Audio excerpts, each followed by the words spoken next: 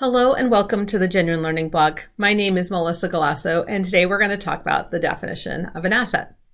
Now you're likely thinking, Melissa, I'm likely a CPA here and I definitely know the definition of an asset, but in December of 2021, FASB updated the definition of an asset by updating Chapter 4 of the Conceptual framework.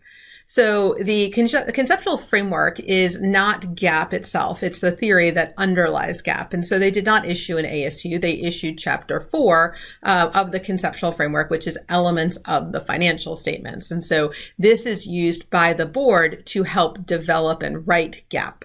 And what they found was that there were some questions about some of the definitions that were causing difficulty in application. And so as a result, in December, they updated concept statement number 8 and specifically Chapter 4. They also made some changes to Chapter 1 while they were in there, and then they issued a separate standard, which we'll talk about in a couple of weeks on the blog, on presentation. So lots going on in the conceptual theory side of the house for FASB.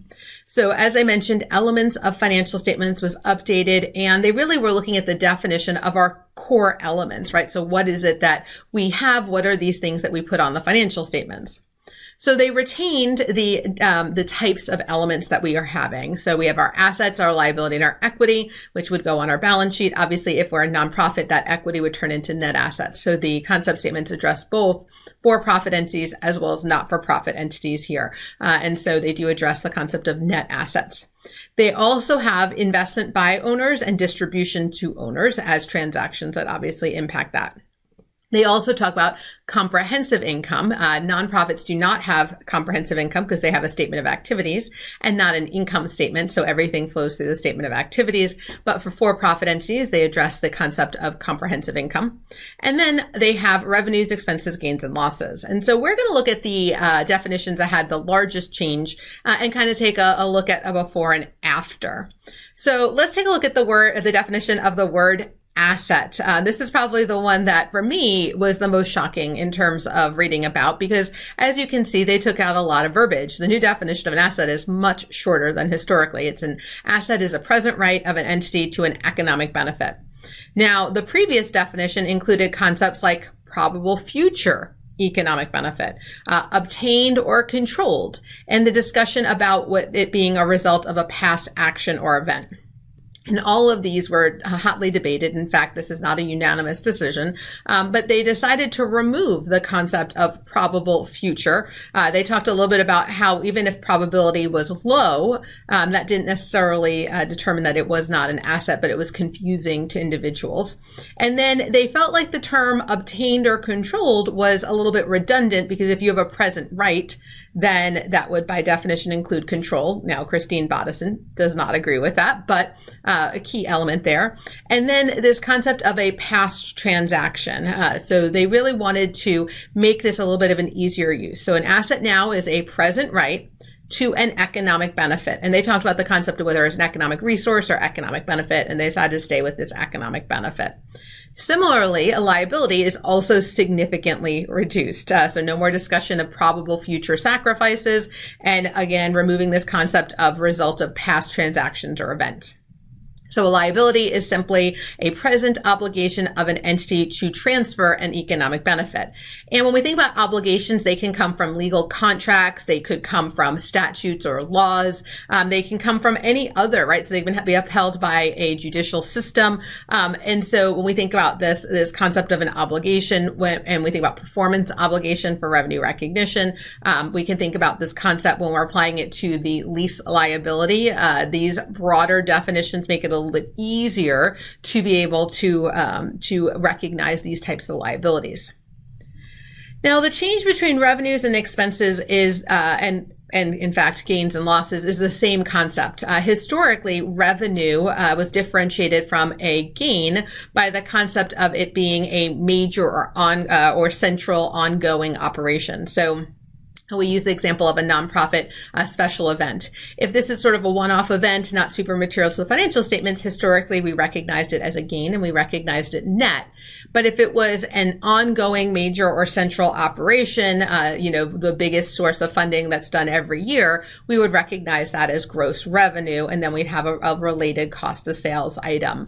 And so as a result, they have removed this concept of ongoing major or central operations from the definition of revenue and from the definition of expenses. And then you'll see from gains and losses, previously they were described as being peripheral or incidental, same with our loss calculation. And so this is definitely something that will, they kind of address some of the issues related to this and why it is so important. And they kind of beef up some of the conceptual framework related to how we make the decision about whether something is a revenue or a gain or an expense or a loss. Now, as I mentioned earlier, not everybody is on this boat. Ms. Botosan, Christine Botosan, dissented to the issuance of this. And I have a ton of respect for Christine Botosan. She has always been willing to speak her mind. It's something that I have always been very happy to see happen in there. So when she's a female on the board, but she always has, a reason. She's well thought out. Her background is in academia, so she's got a really good theoretical thought process, and she knows the codification. She knows the rules, and she's not afraid to share her thoughts, and that's something that I am so impressed with. And so, even if I don't agree with her, it's not like I always agree with her on everything, but I feel like, that she is a great example of someone who is not willing to just accept status quo or be rolled over by the greater majority. She really does try to ensure that all sides are heard. Her background in academia, I think, is a really important background. And the fact that she's willing to speak up repeatedly, she's dissented a lot over her term. I think that's something that we should all kind of be happy to see in practice, as opposed to just sort of, okay, well, everyone else is saying it, so let's all jump off the Brooklyn Bridge, like my mom used to say when we were growing up. I have the utmost respect for her. I think she does a fabulous job, and she disagreed with the removal of the term control from an asset. She thinks it's important. We can see the application of control in the lease standard, so I think that's something that they point to. She also felt like the more prescriptive definitions for equity and comprehensive income were a little bit easier to apply. And she didn't like the change in the definitions of revenues, gains, expenses, and losses. So if you are feeling a little bit sad about these changes, you are not the only one who disagrees with the change. There are pros and cons to each of them. I would recommend reading the entire conceptual framework there for this chapter 4, because I do think it does give a lot of explanation about why they did what they did, but also read the dissent and the basis for conclusion by Christine, because I think it is really helpful to kind of understand what the potential impact of this might be going forward.